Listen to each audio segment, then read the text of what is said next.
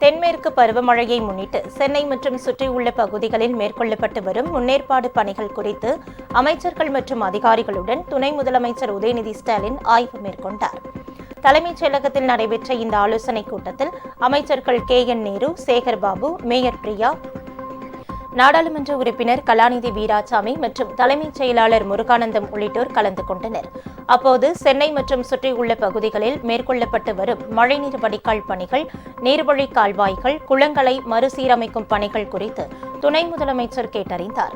மேலும் நெடுஞ்சாலைத்துறை, நீர்வளத்துறை, சென்னை மெட்ரோ ரயில் நிறுவனம், தமிழ்நாடு மின்னுற்பத்தி மற்றும் பகிர்மான கழகம் உள்ளிட்ட துறைகளால் மேற்கொள்ளப்பட்டு வரும் பணிகள் குறித்தும் மண்டல வாரியாக அவர் ஆய்வு மேற்கொண்டார்.